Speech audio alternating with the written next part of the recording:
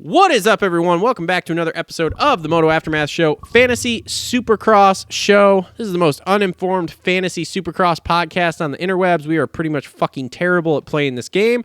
So if you want some terrible advice or want to know who not to pick, keep listening. First up, before we get started here, I just want to thank our sponsors. So our presenting sponsors, we're starting with Energy Fuel, the best fucking drink out there. Keep yourself fueled, energized, and strong from start to finish. You can pick yours up today at CoachRobStore.com. That's Coach Rob with 2 B's store.com. Also want to thank Premier Custom Trailers. If you need a trailer, commercial or residential, Premier Custom Trailers has what you need. They work with the best manufacturers in the industry, specialize in all your trailer needs, sales, service, parts, or rentals. They do it all. PremierCustomTrailers.com, located 5 minutes south of Kalamazoo on US 131 in Schoolcraft, Michigan. They put the custom in customer service. And want to thank our longtime presenting sponsor, TLR Coatings, Michigan's #1 custom powder coating shop, specializing in custom powder coating jobs, as well as Serra coating. So make sure to check them out on all the major social media networks at TLR Coatings or at tlrcoatings.com. Our show sponsors that are on board with us. First up, we got a new show sponsor this week, Holester Co. Holester Co.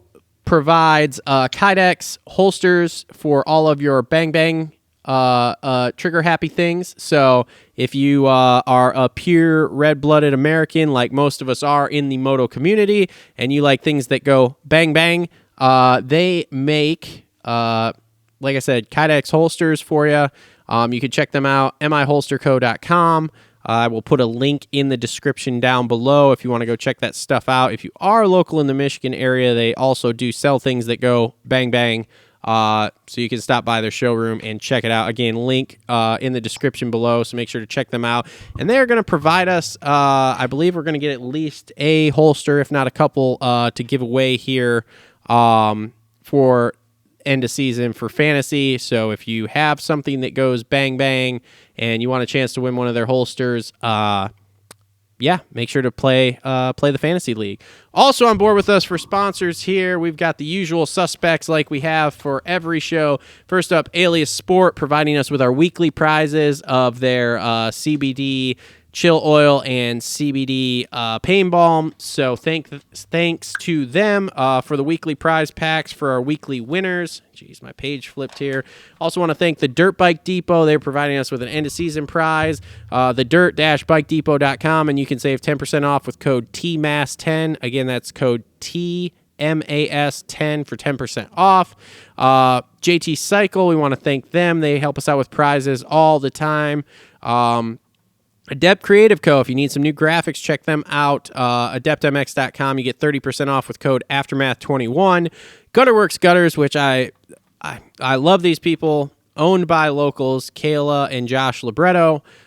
Great people, and I don't feel like I give this company enough credit here, and I feel terrible about that. So I'm going to give them a little extra shout out here. So they do custom seamless gutters for your house. So if you're in the Southwest Michigan area, make sure to look them up. I think they do other exterior stuff too, but don't quote me on that because I can't remember. I feel like I read that somewhere, but Kayla didn't send me a read. So Kayla, if you're listening to this, I need a read with all the stuff you do so I can really give you guys a good shout out. But anyway, check them out, gutterworksgutters.com. Again, links in the description for all these people. Also, shout out to Isaac Nelson Design for designing our thumbnails, isaacnelsondesigns.com, and Clutch Media for helping us out with our video content with our From the Stands video series here that is coming out.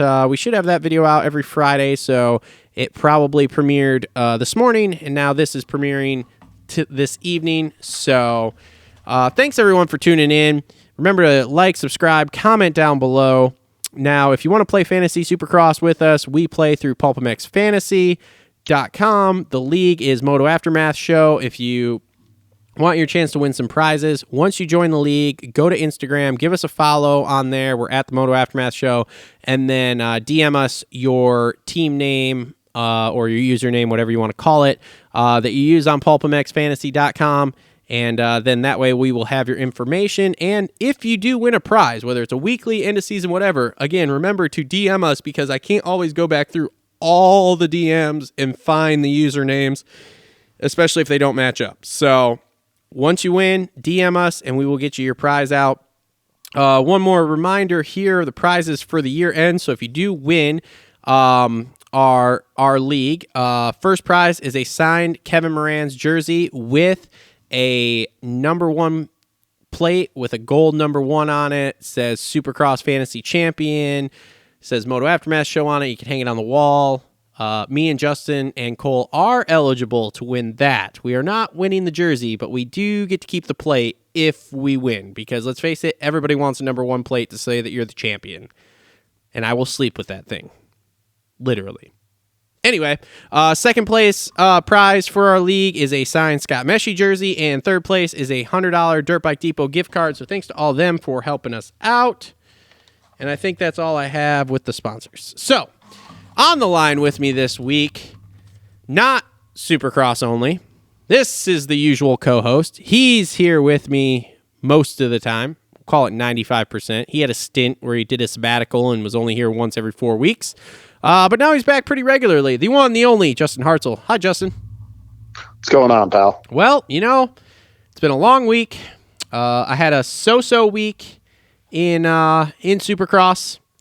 And, it was okay. Let's put it this way. I hit my marks is how we're going to put it. Well, that's all that matters then, I guess, right? Yeah, whatever. So it wasn't the greatest week, wasn't the worst week for us. So wrapping up Oakland here. So first off, looking at users, and congratulations to, oh man, this guy just joined the league too. He just DM'd me the other day, so I better DM him back. Congratulations to Cooper with the 3 instead of the E there. He is our big winner here for our week 2 Oakland round with 288 points. Let's see what his team was here. Come on, internet. Looks like he had Carson Brown, Cole Thompson, Chris Blows, Michael Mosman in 250s, and then he had Tomac, Ando, Martin, and Dylan. So, good team there, Cooper. Congratulations. Since you just DM me, I do know who you are, so I will probably DM you and get you your prize pack out this week because I have other things I need to send out too. Before he joined, the winner was friend of the show here and my personal engineer, Matt Mitchell. Cone Raider 94 with a score of 286, so that was good. Let's see here. Where is Cole at? Let's find Cole. So Cole had a decent week. He scored 249. Cole's team was Cole Thompson at 32 points, Joe Schmoda at 21 points, Chris Blows at 32 points, and Nate Thrasher with 38 points. And then the 450 class, he had Dino at 32, Shane McElrath at 32, Dylan at 36, and Stu at 26. So not a bad week for Cole there. He was the big winner out of the 3 of us. And then let's see here. Oh man, I gotta go to page 2. That's a bad week for me here. Let's see. Where am I? Oh, there I am. Look at that. I'm ahead of you too, Justin. Mm-hmm. All right, so my team, I scored 225 points this week. In the 250 class, I had Carson Mumford, got me 26, which I'm pumped about that 26 because he went from on the ground riding back into double points at the very end of the race. So that was fucking awesome because I, for a long time, was looking at like single digits, which fucking sucked. I then had Carnow and Carney Asada got me 30 points, so suck it, Justin, because you all told me that was a terrible pick. Y'all can suck my dick because he got me 30 points. Then I had Chris Blows at 32 points, and my all-star was Hunter Lawrence, got me 26, which was awesome. 450 class, I had Dylan at 36, I had Malcolm at 26, I had Ando with 52, and the big kind of, I'm not even going to say letdown because I know what's going on with the guy. Justin Bogle was looking really, really good for me. I just miscalled it. I thought he would ride with some motivation, and instead we're not really sure what happened. I've been listening to a lot of stuff. Some people think he crashed, but I'm not really sure. He got me 11. And then what ended up really happening here, because I could have been really close to Cole, is I went first lap leaders, tried to play the game a little excessively. I shouldn't have done this. This was a big fuck up on my part. I had Vince Freeze and Ken Roxon. So I got negative 14 points. I could have had 239 and only been, 10 points behind Cole, but instead I'm almost 20, so whatever. But overall, I think I'm still leading. Let's see here. Series overall. Boom. Boom. dude, how about Wyman's doing pretty fucking well right now? Yeah, man. Cole always talks shit about Wyman, but I'll give Matt credit, man. He knows how to play the pulp shit, at least in Supercross. His outdoor shit has never been really good, but he's always been pretty good at Supercross. Well, damn it. Cole is 4 points ahead of me now. That's horse shit. Yeah, but that's not hard to make up. No. Okay, so Justin, how'd your weekend go? It didn't go great. I mean, it went better than Anaheim won. I got 213. I as well had Mumford at 26, which actually was probably going to be a lot better had he not ragged out, because I'm pretty sure. Wasn't he in the top 10 when he hit the deck? That's what I was just about to say. I think he was either 9th or 10th before he hit the ground. Yeah. I had Mosman as my all-star 26. We all know that went. I as well had Cole Thompson at 32. The one that screwed me was Dominic Theory, but he was actually before. I think he crashed. Nobody really knows. I haven't heard anything, but I'm going to assume just with how badly he was dropping off. He was actually in 14th, so he was also in double points, but whatever happened to him, he only gave me 8. Wait, who'd you say? Dominic Theory. Oh, yeah, he crashed. I watched the A-Mart vlog yesterday. Yeah, he hit the deck pretty hard, I guess, so. But he was in double points before he crashed. Like I said, I'm pretty sure he was in either 14 or 15. So had that not happened, I would have been a little bit better. But the 8, and then in 450s, I had Eli at 26. I had McElrath at 32. I also as well had Anderson at 52. And then the one that screwed me in the 450 class was AC. I should have went with my gut and picked AP, because we all know how well that turned out. But after practice, I was a little And I was thinking AC did it at A1. Maybe he's got a little bit more in the tank at the end of the race, and he just couldn't fight through it. So the 11th, so 213, not great, but better than the first round. And my goal is to just try to be better than I did every round before the last. So not bad, I guess, but I mean, it's obviously not great. Yeah. I mean, like I said, I was the same way. And the problem was that when I have a so-so week like that, where I'm on the low end of what I want my average to be, then everyone else seemed to have a great week. And, then it really cuts in just a little bit more. But the thing is like, if I stack together a few more of these okay weeks, well, everyone else is having terrible weeks. Well, then by the time we get to the end, as we've talked about before, it all averages out. So, all right. Yeah, I mean, basically my goal at this point is to be, I mean, it's a far stretch with as far back as I am now, but I did look at a lot of the people that are close to me in my range, and I'm, from where we're at in our league to like 20 spots ahead of me, it's only like 20, 25 points. Basically, my goal is to be somewhere close to the top 10 by the end of the season, but I don't know. My thing is, and they've said this before on Pulp, and like I've heard it from other people, like the people who win average somewhere in about the 230 range per week. So I'm like, all right, if I can average in that range, I'll be in the mix come the end of the season. So, and since I'm in every fucking league you could possibly be in, I'm hoping by the end of the year to have some decent finishes here. And my thing though is that I know that I'm never going to, like, other than in outdoors, in Supercross, I'm never, like, even if I kill it, I'm never going to be at the top because of the fact that I don't do the whole first to the finish line. I don't do that. Just like in outdoors, I don't do the same thing. And if you look at a lot of these people, especially the ones that are like the number one out of everyone in Pulp Fantasy, they usually do first to the finish line to get those extra 14 points. And I just don't do that. So, like, I'm already putting myself at a disadvantage because I don't do that every week. So, I just kind of realized that I'm never probably going to win a league, at least in Supercross. Outdoors, you can get away with it because obviously the scores are a lot higher. But in Supercross, I just realized a while ago that because I don't do that, I'm probably never going to, be at the top. Yeah, but we got a few coming up where we could do it, bro. We got some Triple Crown races. Those are always good for FFLs, man.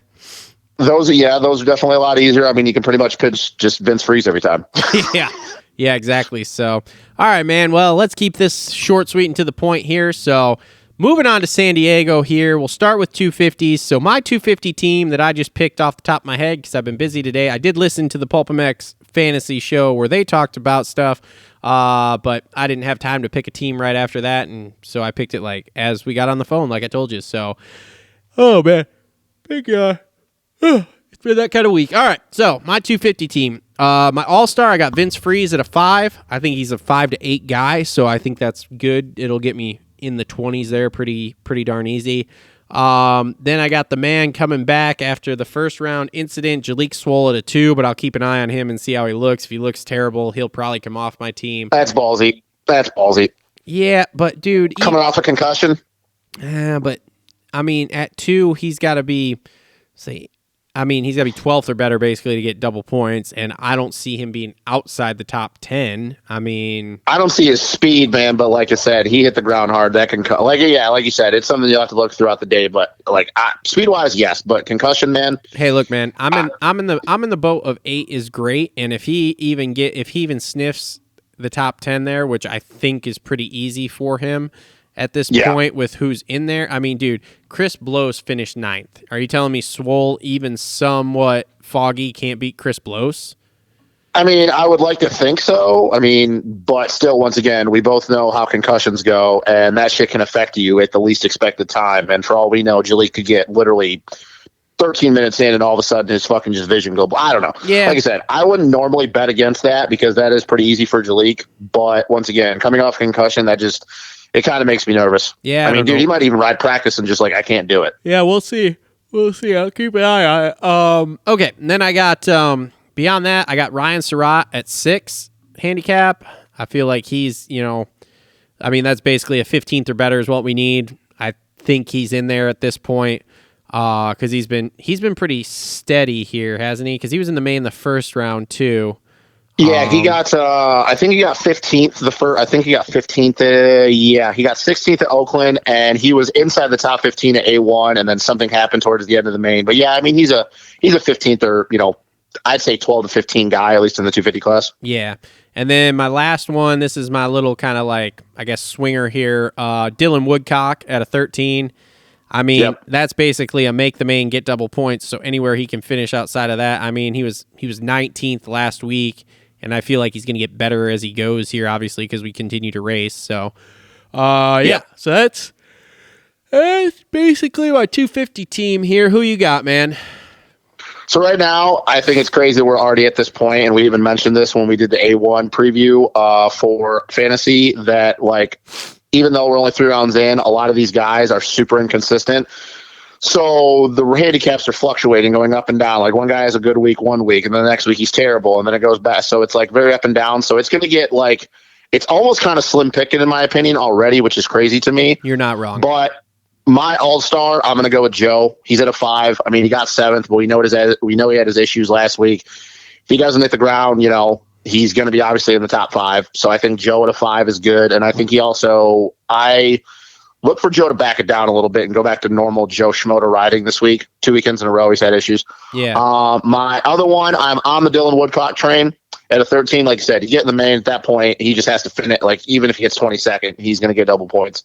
And then my third guy is a guy that I picked a few times last year when he was on. I think it was I don't remember the coast. I can't remember whatever one was depleted. The one that Kevin was on, fucking West, I don't know. And that's Hunter Slosher.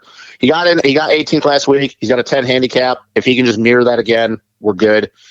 And then the only other one, and I can't believe I'm going to pick him, but I only have one more on my board that I would even remotely think about picking.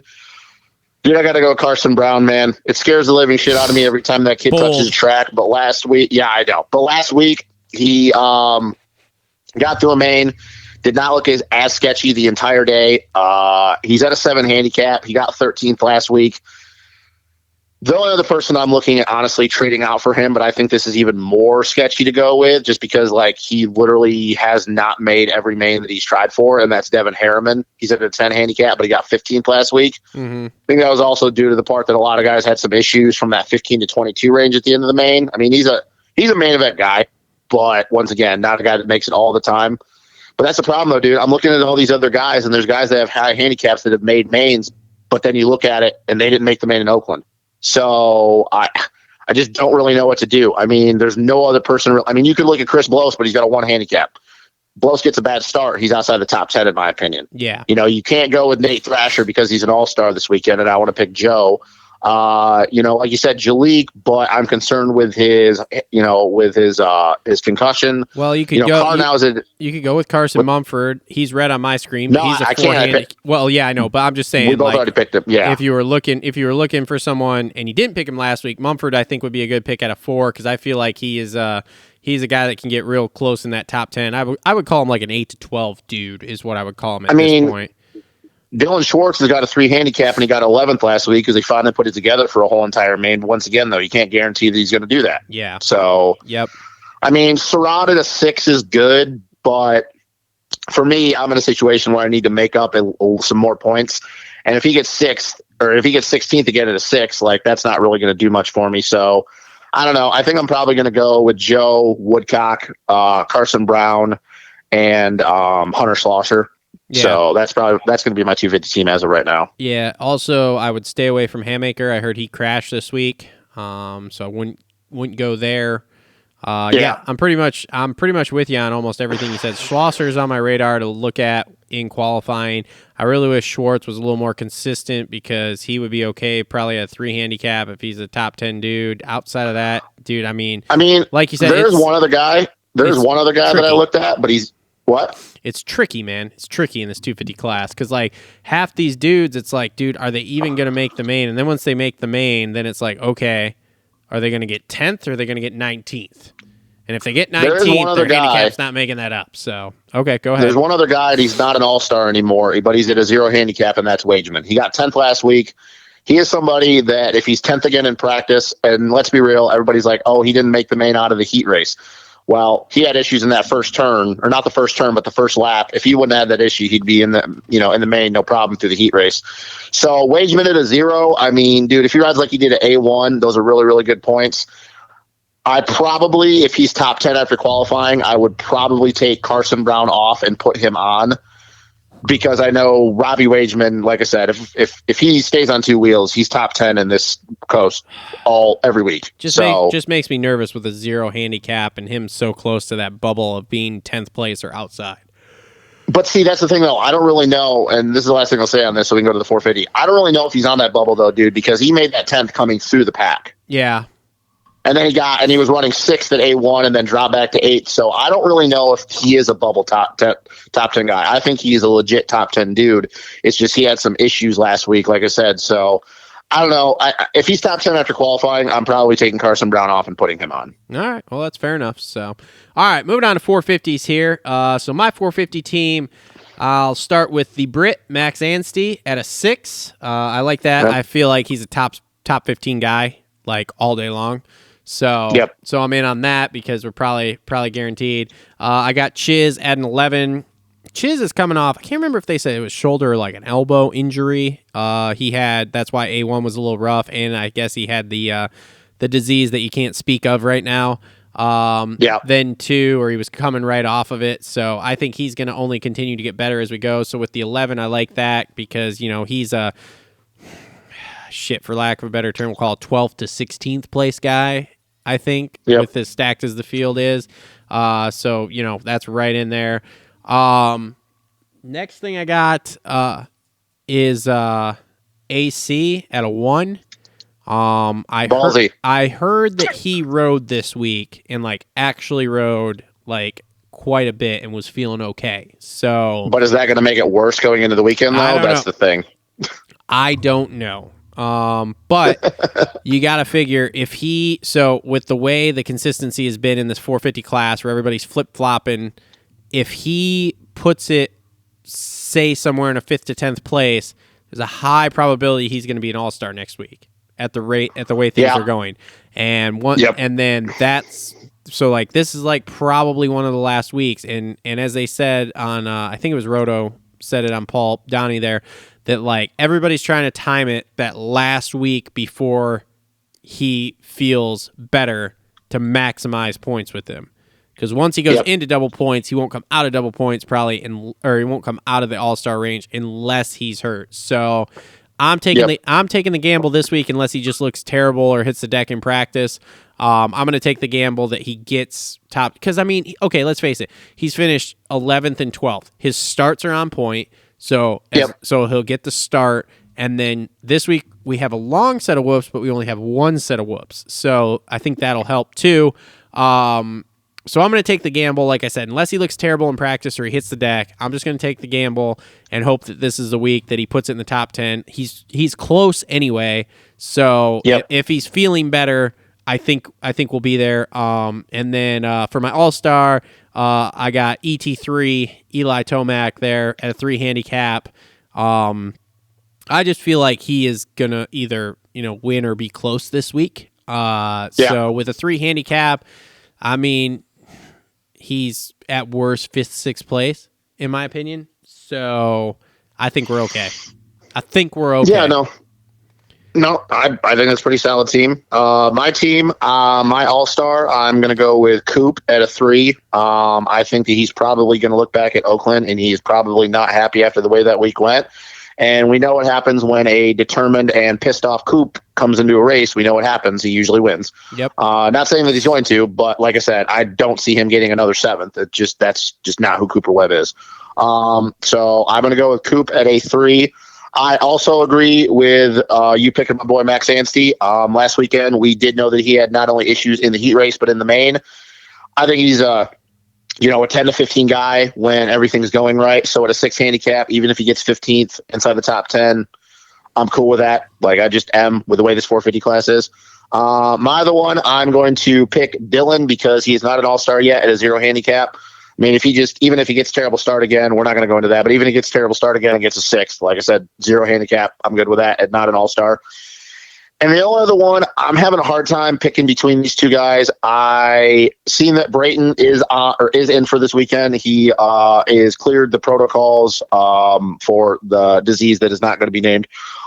He is not an all-star. He is at a 4 handicap. The only thing that's nervous is that thing that he was dealing with last week. Does he have lingering effects? Did he get to ride all this week? So it's kind of one of those things I'll look at after practice. But at a 4 handicap and not a all-star with Brayton, I mean, let's be real. Brayton, like, if he doesn't hit the ground, which he usually never does, like, he's 12th most of the time. Yeah, so I heard that he was practically asymptomatic. So I wouldn't worry too much about that. My thing is just like we haven't had much attrition yet. So. Yep. Is he? But even at A1 though, he was 12th. Yeah, 12th. So yeah, I mean, it's one of those right there on the bubble where it's like you're probably going to get double points, but how far into double points are you going to get? So yeah. Well, for me, the only other guy I'm looking at right now is basically at this point. I feel. I mean, we're only 2 rounds in, but I feel he's probably next to Chiz going to be the most consistent privateer. But once again, though, with Brayton coming back. I didn't see, he wasn't even named in the injury report, but I'm going to assume he's not going to be there because his kids are still dealing with his kids being sick, is Oldenburg. But you bring Brayton back, that's another guy. I'm talking about Justin Starling at an 11 handicap. He got 19th last week, but once again, Oldenburg wasn't there. Brayton wasn't there. Brayton comes back. Oldenburg's, he's not in for this weekend. I just think that he's got more important shit to deal with. So then you kick Starling back to 20th. There's no other guys that I'm really looking at right now. I mean, the only other person I'm looking at, and that's because he's not even an all-star at a 0 handicap, but he's riding with a torn ACL, and that's Joey. And they said stay away. We're in the first couple weeks of that. That's even impressive though that he got an 11th with a torn ACL at Oakland. Yeah, that's not great. Oldenburg is on my list to keep an eye on. I mean but I don't think he's in for this weekend though. That's the thing. Oh, is he still out? Because they said on the pulp thing that he was in. So I looked at the injury report and his name wasn't even on it as of like he's in or out. Like they just didn't even mention him. Huh. Okay. Well, we'll see if he shows up. He's on my list to keep an eye on because Well, he's with the way he rode definitely A1, smoother on the 450 than the 250. So yeah. So pretty much, I don't know, man. I think it's probably going to come down to Starling or Chisholm. I think that's going to be my 4th guy.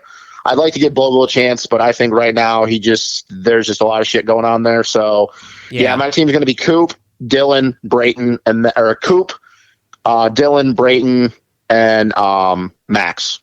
So yeah. What about Sexton at a -2?